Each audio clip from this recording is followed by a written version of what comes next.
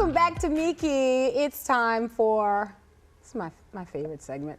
I've given up on trying to say one of my favorite segments. You know what? Because I get to kind of just kind of, you know, not do a whole lot of study and focus. Oh, thank you. And I just get to. You don't have to take this segment seriously. That's why it's your favorite. That's the truth, Right. Eddie V. I just kind of get to throw this at you and then just sit back and take a sip. You know what I mean? And just kind of go, what do you make of that? You know? Okay. So I love that. But here we go. This is All right. our segment. No, this is real. I'm pulling in these headlines and I want you to help me make Which I have sense never of seen this. before. You've not seen. And I like it. It works for us to do it that way. Right. So you are, you know, really being I'm yourself. totally in the moment right unrehearsed. now. Unrehearsed. Okay, so here's a story from Pennsylvania. And he's being called the Slithering Theater Thief. That's his name, the Slithering Theater Thief. A man by the name of Anthony Johnson, 49 years old, has been arrested and convicted. Authorities say that he has taken what may be as much as $70,000 a week. And here's how he did it. He would calculate which movies each week that he would go into these movie theaters that were movies that women were going to watch. And he would pick them so out. They're chick flicks. Chick flicks, All right. okay? And when the lights went off, he would crawl around on the floor picking up Yikes. their purses. He would take out their wallets, take out credit cards, cash, whatever he could find, put the wallet back in, put the purse back intact, and then slither around. But he would make his way around the theater doing this for weeks. Well, first of all, there is a part of his strategy, this man, that I think is sheer genius, because the women at a chick flick will be sobbing, okay? Right. They will be completely immersed, so I can see that. But maybe it's just because I need to lose a few pounds. I don't know how someone can get through an aisle without anybody noticing on the floor, because you stand up to leave to go to the restroom. Excuse me, I'm sorry. Exactly right. So I don't know how he was able to do that without bumping somebody. If I'm sitting in a theater, Your feet. even if I'm a woman, if I'm sitting and somebody bumps my feet and slithers over them, I'm probably going to notice that. Yes. And then on the other hand, maybe he's not so smart, because I've never left a theater walking that I haven't felt the, you know, the Stickiness all over the floor. So yeah. he's slithering and winds up slimy. So listen, he faces up to 10 years in prison on each of the 7 charges. He should be used to.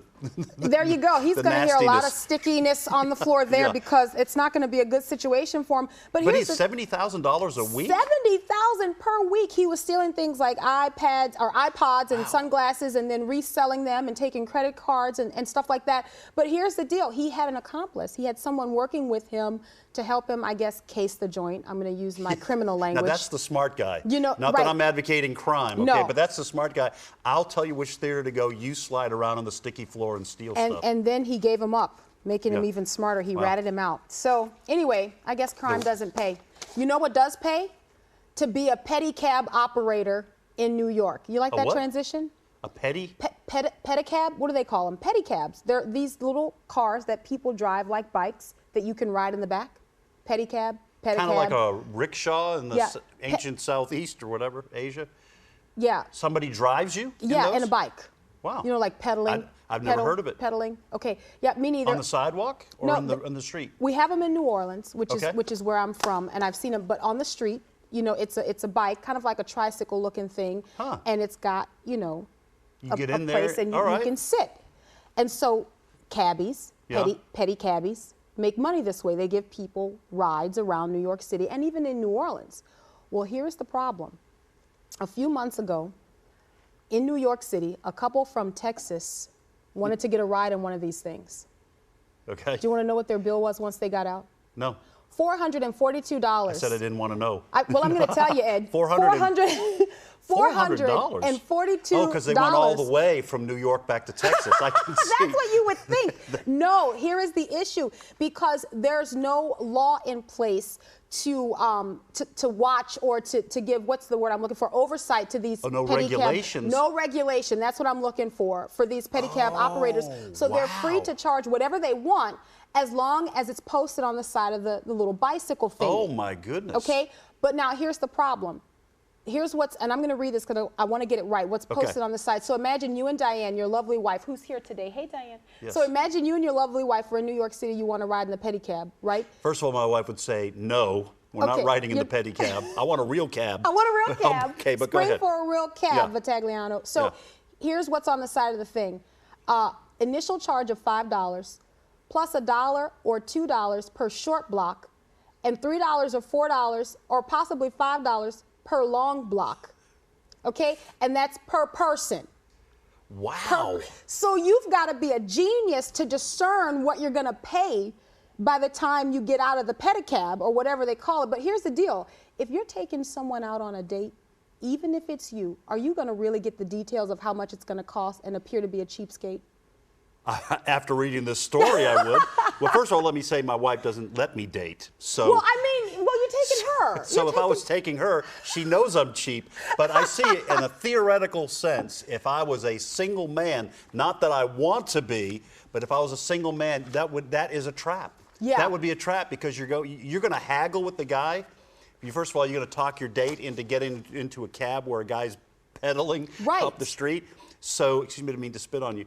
And then you're going to haggle with the guy? Right. Because it's $3 or $4 or $5 for a long block. And how do you figure that out? I'm going to turn around after I haggle and I say, okay, and she's going to be gone. Who decides what's a long block and a short block? You know what I'm saying? How do you measure that? And so here's what the pedicab operators are saying. They're saying that this actually hurts their business. They want regulation in place because they can't give people rides anymore because they go, the story is, circulated. And in a lot of big cities, it's $25. That's your cab ride. Right. And that settles all the problems. You don't have to be afraid. All you have to do when you get out in the airport is get in the line for the right cabs. They always warn you, don't, go a couple of, blocks and pick up a cab because you might not get the right. So $25, I know that's what I'm going to have to pay. And that's what they're calling for. They're saying just have a flat rate, not all this kind of these hidden fees. That's a lot of work. 440 pedaling. It is a lot of work. You don't want to lose business. And it's a lot of, Have you seen some of the people that ride in the backs of pedicabs? No, I haven't. I've never even heard of. Seriously, I've never even heard of that. I'm not a big city person, but they have them in New Orleans. Yeah. They work hard. They work hard. It's probably worth the money you pay, but not $444. Did you have pets growing up?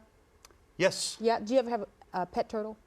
A pet turtle? No, never had a pet turtle. No. My kids had pet turtles, and boy, they stink. Now, they don't change the water. Do you know what makes them stink? I'm gonna tell you. Salmonella. Here's a new article. New article says that your kid, as much as they might want to have that little pet turtle, the Center for Disease Control is saying that these little guys are transferring or communicating salmonella. And it happens because it's in their waste. Their waste, sure. And the kids are picking them up and playing with them and all of that's, But the good thing about a kid is they're always going to wash their hands before they eat, or put their hands in. No, that's scary. So now the crackdown is on. No pet turtles is what the Center for Disease Control is saying. So does that mean that's their recommendation, or are they saying pet shop owners can no longer sell turtles? Because you would have to have some sort of a warning. What parent is going to buy a turtle if they know it can communicate salmonella to their kids, and worse, to the parents? You know what I didn't know? Kids. You know what I didn't know after I read this? That it was actually illegal, according to this article, to sell pet turtles. That it's against the law. It's always been against the law? Well, I don't know for how long, but at the time of this article that it was against the law, and now they're saying... Yeah, that's pretty scary. Yeah. Now, we had a pet turtle when I was growing up, but we didn't buy it at a pet store. We just found it in a pond or near a canal or something like that, and we just, hid it in our pocket until we got past my mama. Yeah. You know what I mean? And so who knows? And then mama found out when they walked in and there was a smell, because it doesn't take long for their water to get rank, and I had no idea that was salmonella. Yeah. So there you go. So you can't have pet turtles. My heart's not broken. I mean, I never liked the kids wanted pet turtles. I never understood why. You know what? When I read something like this, I just go back to the things we talk about. It seems like there's always something, always a way for you to kind of like break down, something that wants to like infect you. And now it's turtles. Do you know what I mean? What's it going to be tomorrow? They're going to be like, oh, you can't have parrots. You can't have a parakeet. Yeah, on your finger. because when they talk, if they happen to spit on you, that's it. Your skin will fizzle off. An aviarian disease. Something like that. Anyway, parakeet swine flu. I've got to tell you, and I've got to tell you what's got me all pinned up. One word for you, gourds. That's coming up. And this is what's grabbing my attention on Pinterest. And you know, I think I can say for obvious reasons, isn't this absolutely gorgeous? I love this because what you've done is you've taken a pretty pumpkin, or you've taken a gorgeous gourd and turned it into an amazing planter. Now here's the deal. If you are on Pinterest, and I highly suggest that you join the community and start sharing those ideas, you're gonna love it. It can be time consuming, so just make sure you set limits early. But here's what I love about this. You always click on the image and it takes you directly to the site so you can learn how to do it yourself. Here's where I got in trouble. I'm gonna caution you on this pin of the week. Once I made my way to marthastewart.com, I should have stopped. I should have known that I was no match to try one of Martha's creations. This is really intense when it comes to work because you're going to be carving pumpkins and gourds, and it's not easy. But here's the fun thing for me. I got to use my electric knife, so that alone was worth all the effort. But I'll tell you what, once you end up with something like this and your house smells amazing and you have wowed your guests, it's all worth it. Here's the best part. How about you have a huge pumpkin and you want to do something extra special for your guests? How about carving it out and turning it into a cooler? How amazing is that? So here's the step for this, something that you may not be able to see immediately. You would line your pumpkin with saran wrap, something just to hold the ice or whatever you put in it.